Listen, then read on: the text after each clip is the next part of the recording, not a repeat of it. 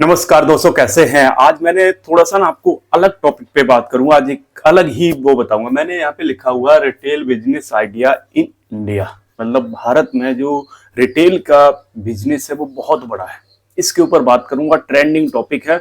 बहुत अच्छी चीज समझोगे अगर आपने पूरा वीडियो देखा और ध्यान से समझने की कोशिश की, क्योंकि हर बंदा चाहता है कि वो कोई ना कोई अपना कुछ काम करे। तो रिटेल का जो रोल है ना, बहुत जबरदस्त है। अब रिटेल होता क्या है?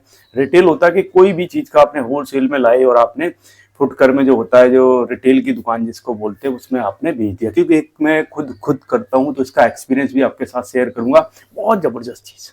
अगर आपने थोड़ा सा ध्यान से करने की कोशिश की, अगर आपको करने में इंटरेस्ट है, बहुत सारी चीज बताऊंगा। और अभी तो सीजन चल रहा है, आपको पता है, सर्दियों के मौसम में शादियों का सीजन चल रहा है, तो जबरदस्त खरीदारी हो रही। मैं मेरी खुद की दुकान है तो मैं आपको खुद ये अपने पर्सनल एक्सपीरियंस से कह सकता हूँ कि अभी इतना जबरदस्त मार्केट में भीड़ चल रही है ना। आपके घर में भी जरूर शादी शुदी कुछ ना कुछ होगा, नहीं होगा तो रिश्तेदारी में किसी न किसी का होगा, क्योंकि अभी शादियों का सीजन चल रहा है।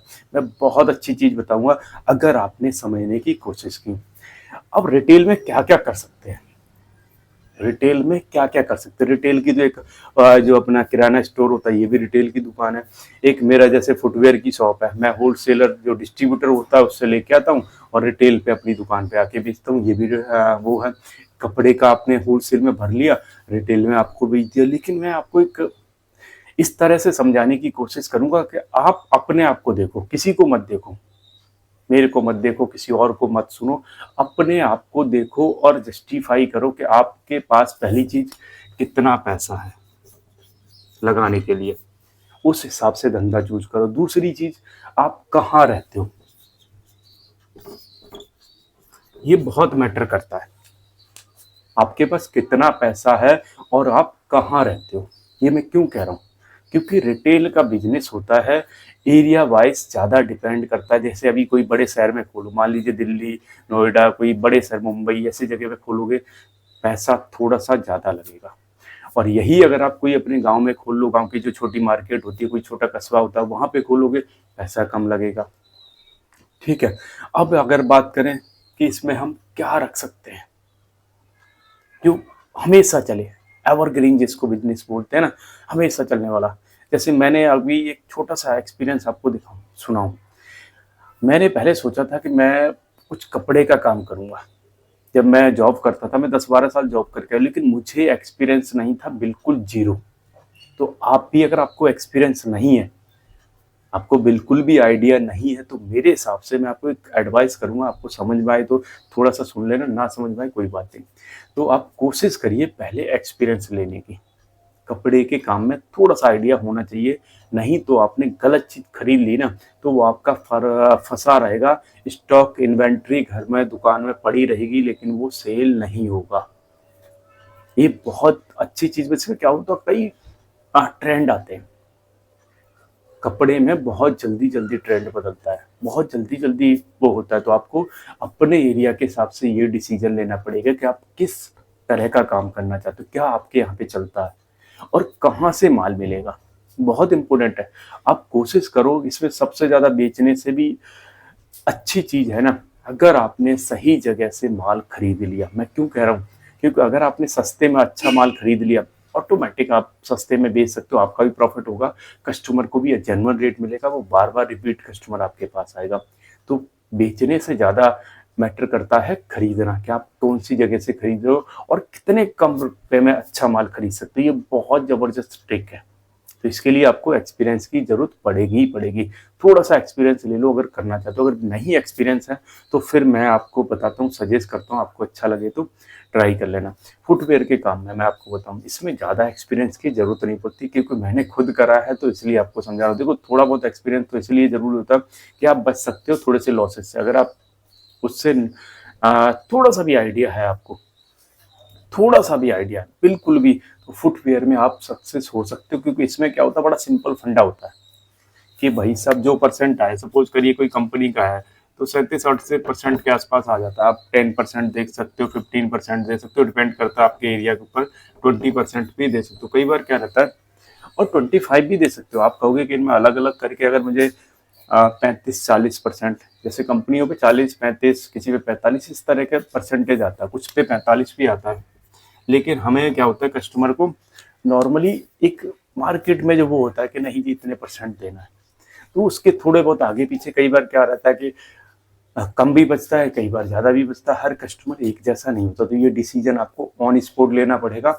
और मैं आपको बताऊं अपना 7 साल का एक्सपीरियंस, अगर आपकी कोई शॉप है कुछ किसी चीज़ की, मैं यहाँ फुटवेयर की बात नहीं, किसी भी चीज़ की, कोशिश करो कि कस्टमर को वापस ना जाए, चाहे आपको उस टाइम कुछ कम बचे, कोई बात नहीं। लेकिन अगर आपने नहीं दिया, फिर वो कस्टमर क्या होता है, रिपीट नहीं आता, बार बार नहीं आएगा।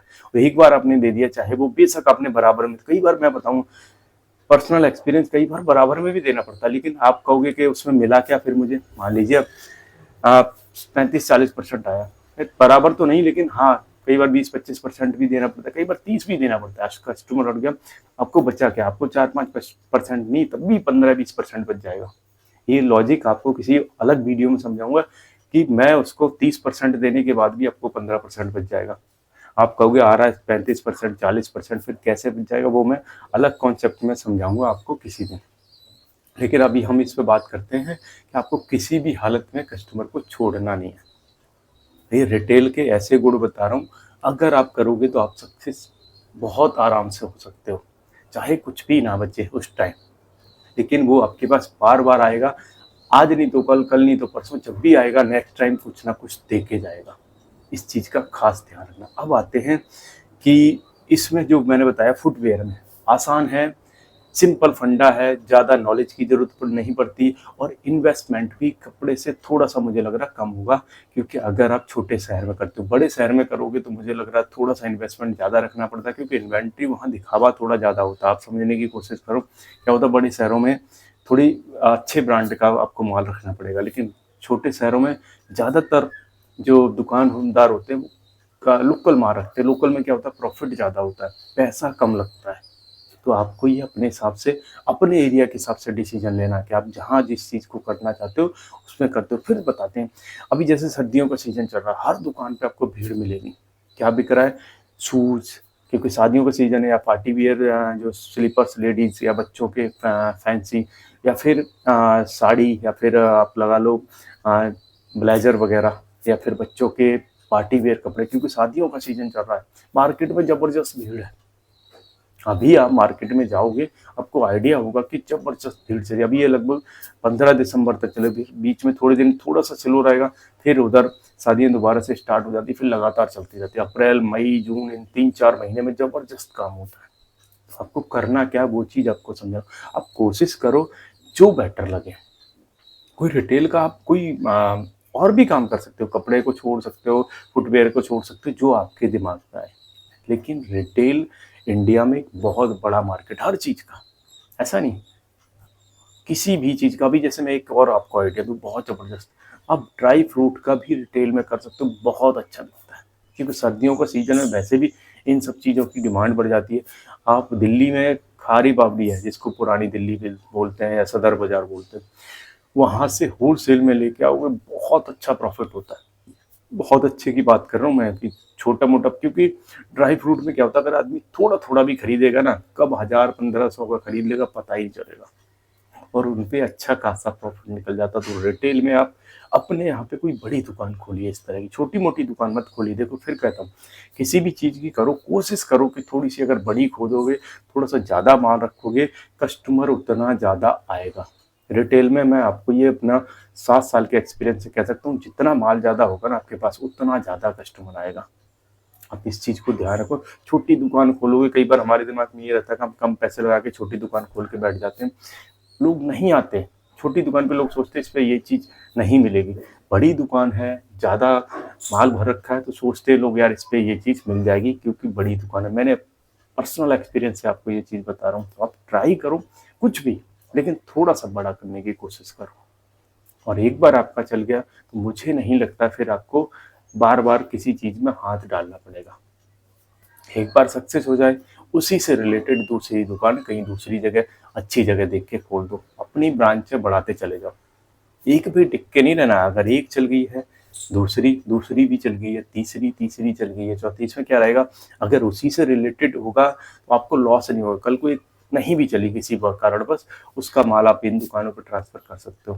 तो सेम चीज़ में हाथ आजमाओगे, ज़्यादा बेटर रहेगा, ज़्यादा अच्छा रिस्पॉन्स मिलेगा, क्योंकि जिस चीज़ का एक्सपीरियंस हो उसमें ट्राई करने की कोशिश करना। मैं आपको बेस्ट से बेस्ट चीज़ इसलिए बता रहा हूँ ताकि आप कर सको और अच्छा प्रॉफिट बना सको। तो वीडियो कैसा लगा मुझे कमेंट करिए, नए हो तो सब्सक्राइब कर लेना। अच्छे वीडियो देखने के लिए जुड़े रहिए, क्योंकि मैं रेगुलर आपको अच्छी और बढ़िया चीज़ें लाता रहता हूँ, बढ़िया चीज़ें बताता रहता हूँ। जय हिंद।